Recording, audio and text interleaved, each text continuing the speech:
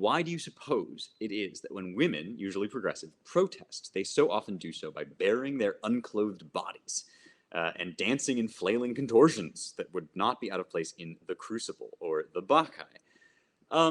Right. Well, this is, I would say, not actually a necessary feature of women protesting. I mean, you think of like the early women's marches, and Erika Bakioki, I think is how you pronounce it, is really good on this.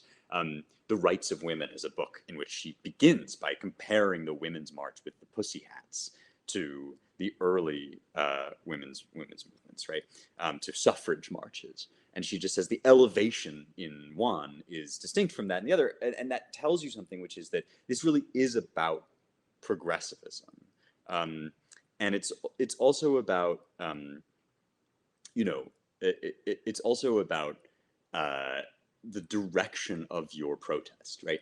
Because if your protest is if essentially iconoclastic, then one of the central civilizational barriers is on is on sexuality in general, but especially the explosive power of female sexuality. And so this is why Aristophanes is so obsessed with like in the Lysistrata and in Ecclesiasticus with like, what is the motive force of civilizational unmooring? It is always like unrestrained female sexuality, and not because like, women have to be especially like policed or whatever the left would say about this, but simply because like, since men are extremely physically and visually sexual, right? Women's sexuality, women's bodies is explosively powerful and has both civilization building and civilization destroying powers. And so if your project is simply to break down barriers, right, then one of the barriers you'd be most keen to break down is on sexuality overall, and also on, especially on like, women's sexuality. All the stuff about the male gaze and the, don't slut shame me and free the nipple, right?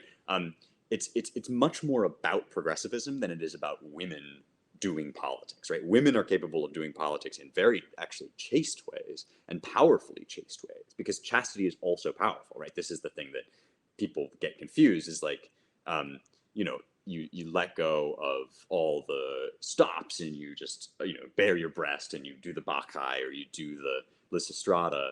And I guess the Lysistrata is kind of like actually is an example of the opposite of restraining yourself, right? It has female sexuality has power in both ways. Withholding female sexuality has power, and unleashing female sexuality has power. And so the withholding aspect of it is sort of the civilization generating power, and the unleashing aspect of it is sort of the civilization destroying power.